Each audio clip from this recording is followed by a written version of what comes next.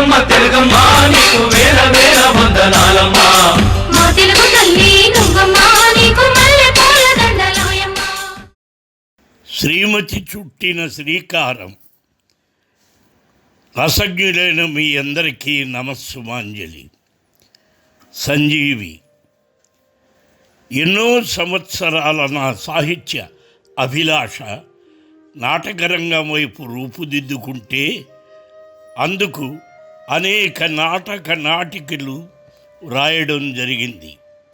అవి ఇప్పుడు పుస్తకాలుగా లభ్యం కావడం లేదు. ఎక్కడా వాటి ప్రతులు కూడా కనిపించడం లేదు. ప్రచురణకర్తలు ఎవరు ఇప్పుడు వాటిని ప్రచురించడం లేదు.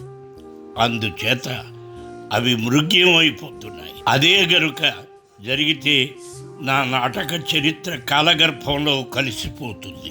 ఇన్నేళ్ల నా శ్రమ కృషి నిష్ప్రయోజనమైపోతుంది అని భావించి నా శ్రీమతి సత్య ఇది ఇలా జరగకూడదు అని అని అని అని అవి అన్నీ నేను విని కొన్ని సంవత్సరాలుగా ఇద్దరి మధ్య కొనసాగుతున్న సంవాదం. అసలు నా ఆలోచనలన్నీ ఇప్పుడు కొత్త నాటికల మీద, కొత్త నాటకాల మీద, సినిమా లైన్ల మీద, టీవీ కథల మీద ప్రయాణం చేస్తున్నాయి.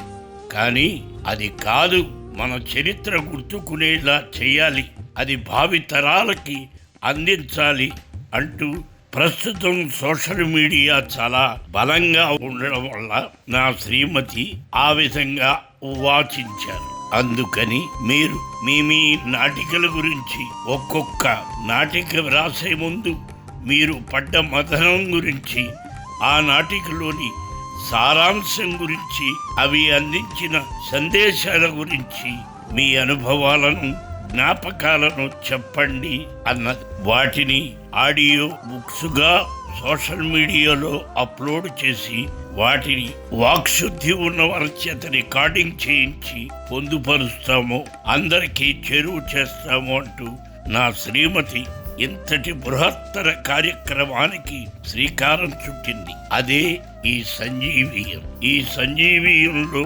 ఒక్కొక్కసారి నేను రాసిన ఒక్కొక్క నాటిక మీకు చేరువవుతుంది.